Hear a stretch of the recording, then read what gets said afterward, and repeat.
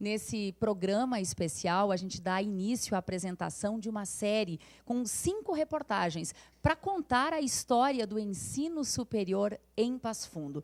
Bom, na reportagem de hoje, nós vamos mostrar como era o cenário aqui na cidade de Passo Fundo em 1950, antes da chegada dos primeiros cursos superiores. Qual foi o diferencial que faz o Passo Fundo ser o principal polo econômico do norte do Rio Grande do Sul, que faz Passo Fundo se tornar o terceiro polo médico do sul do Brasil?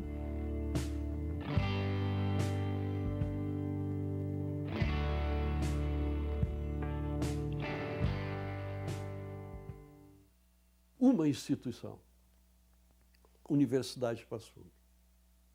Quem vê a obra hoje, já escrevi isso uma vez, quem vê a obra pronta hoje não tem a mínima noção do que foram os embates para chegar até ela.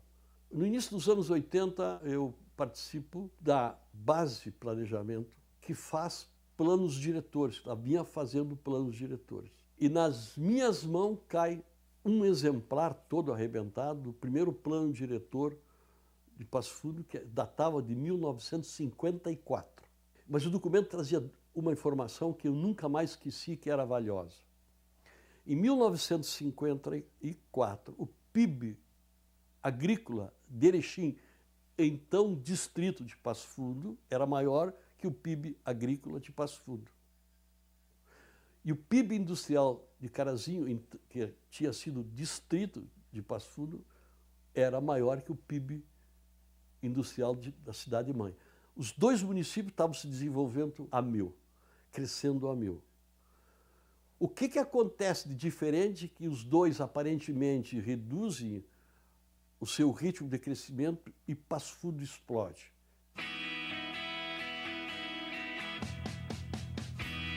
Pouco antes dos anos de 1900, o Brasil apresentava apenas 2 faculdades de Direito, 2 de Medicina e uma escola politécnica.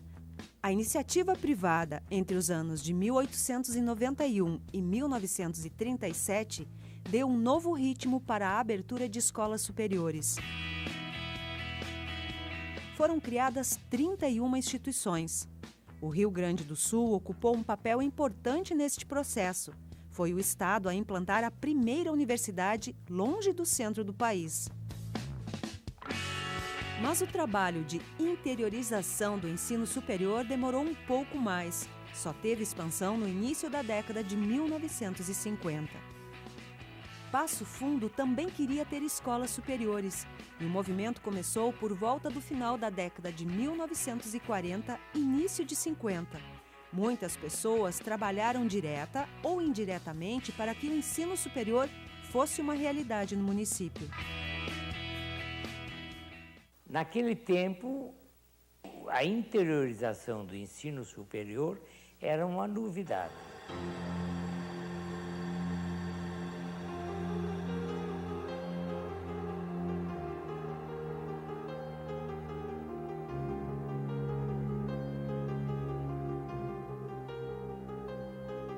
Eu nasci em Encantado, dia 4 de março de 1936. Viemos a Passo Fundo em 1950, porque meu pai comprou uma farmácia e então viemos atender, tomar conta dessa farmácia, então nos mudamos para Passo Fundo. Eu me lembro que a gente trabalhava à noite e a gente ficava na porta da farmácia olhando para passar um carro, demorava bastante. Passava um carro, daí depois passava outro, depois passava outro.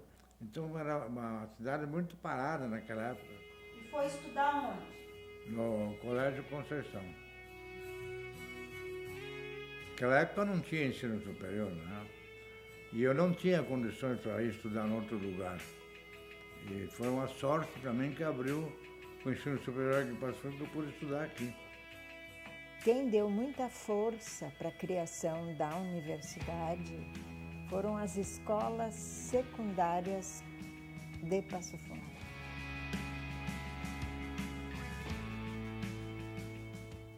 Pega o ensino secundário que começou a trazer gente, que talvez seja um dos fatores mais fortes para divulgar o nome de Passo Fundo e fixar a gente de cabeça aqui. Elas foram a base para o processo de criação da Universidade de Passo Fundo. Conceição, Notre Dame, Bom Conselho, IE, duas igrejas, os protestantes e os católicos, que dão a resposta do ensino de segundo grau. Só depois viria o INAVE, que foi uma escola exemplar em termos de segundo grau do Estado, né? Porque era um reforço que o MEC, na época era Conselho Federal de Educação, pedia aos municípios que queriam a universidade. O que já existe aí de ensino?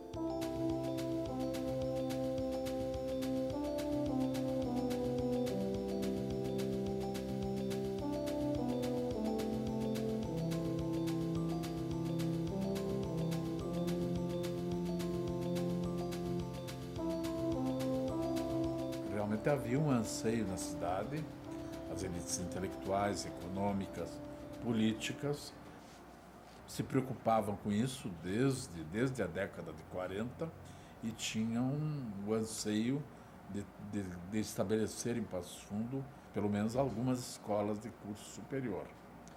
O professor Antônio Donin, ele trouxe um sonho realmente interessante e ele agregou pessoas em torno desse sonho e a principal figura foi o Dr. César Santos, né?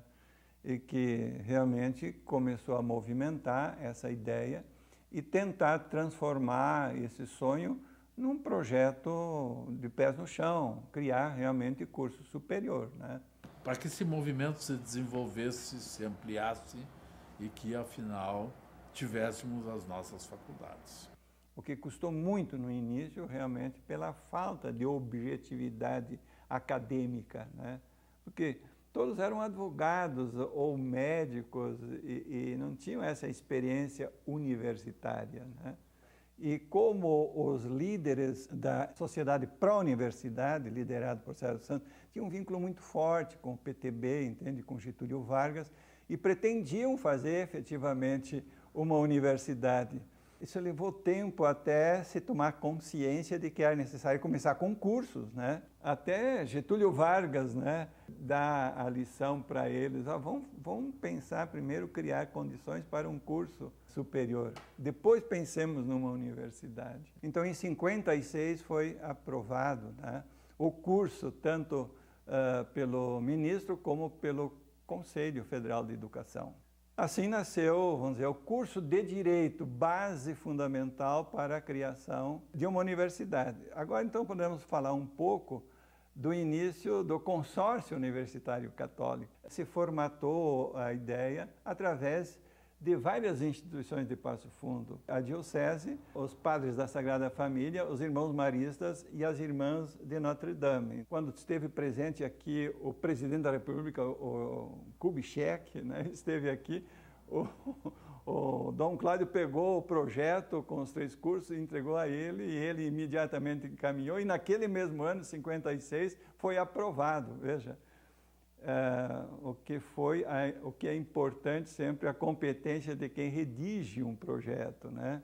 E da força política de Dom Cláudio, diga-se de passagem também, né? Ao final de 56 foi aprovados os cursos, né, para já funcionar em 57, então, né? O início de toda a história da formação da universidade aconteceu assim.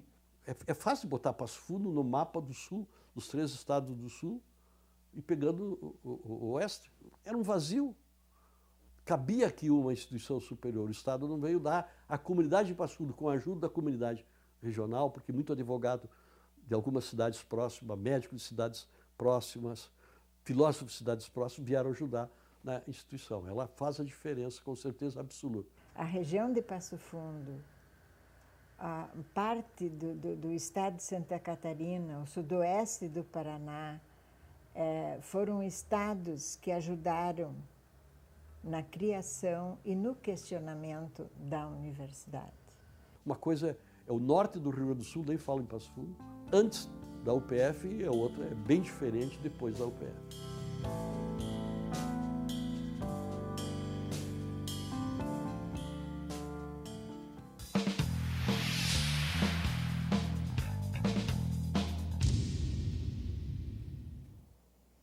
E a gente teve aí uma pequena aula de história, né? E depois dessa aula, a gente quer conversar um pouquinho com o reitor da UPF, professor José Carlos Carles de Souza, que encerra agora, no mês que vem, 8 anos de mandato.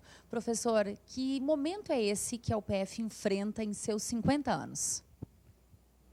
Thaís, depois de ouvir esse resgate histórico manifestado pelos entrevistados que acompanharam tudo que aconteceu desde 1950 na consolidação, na concretização da ideia de uma universidade, eu diria hoje nós estamos vivenciando aqui o momento da consolidação de uma instituição de ensino superior, pensada no passado, mas que vibra no presente, que está aqui servindo a sua comunidade. Então, isto é algo que nos orgulha, que nos encanta e que nos dá a certeza de que temos um futuro pela frente, que devemos continuar trilhando este mesmo caminho.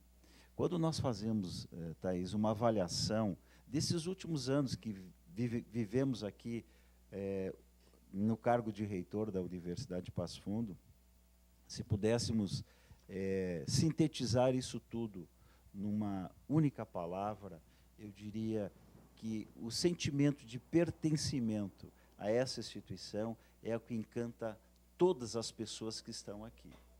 Compromisso, lealdade, dedicação, trabalho, sucesso, eu diria, isso tem sido lugar comum.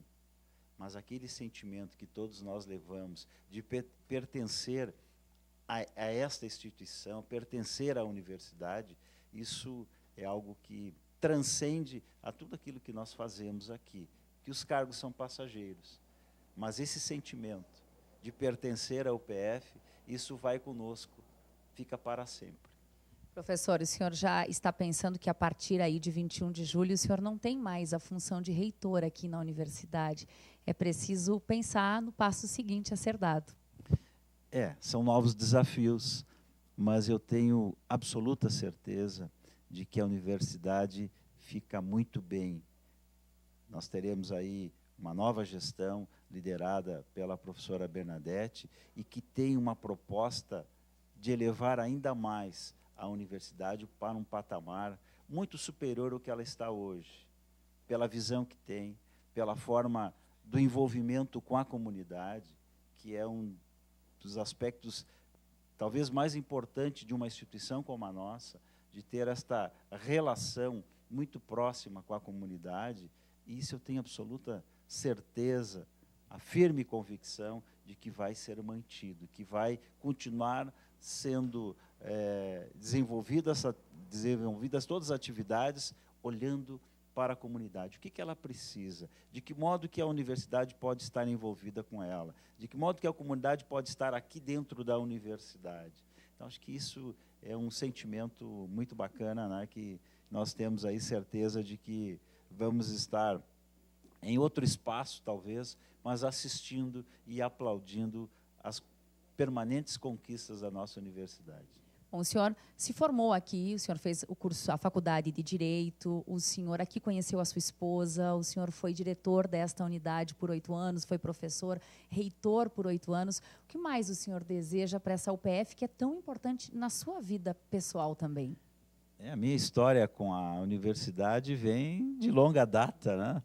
E o que eu mais desejo é, de fato, de que ela continue sendo uma instituição vibrante, que ela possa continuar tocando nas pessoas, exatamente como aconteceu comigo, de passar aqui, iniciar como estudante e pelas circunstâncias, pelo ambiente acolhedor da instituição, acabei aqui encontrando a minha esposa, formando família. As minhas conquistas profissionais derivam também de tudo aquilo que a universidade me proporcionou. Então, só tenho a agradecer este momento, né, a honra de poder estar aqui nos 50 anos da instituição, exercendo o cargo de reitor da maior universidade do norte do estado do Rio Grande do Sul. Então, com muita alegria, eu faço esse registro, né, feliz por tudo que está acontecendo aqui na nossa UPF. Obrigada, professor, pela sua participação aqui. Muito obrigada. Muito obrigado e aproveito para cumprimentar a todos por esse momento espetacular que a universidade vive, né, e que tem a participação de cada um.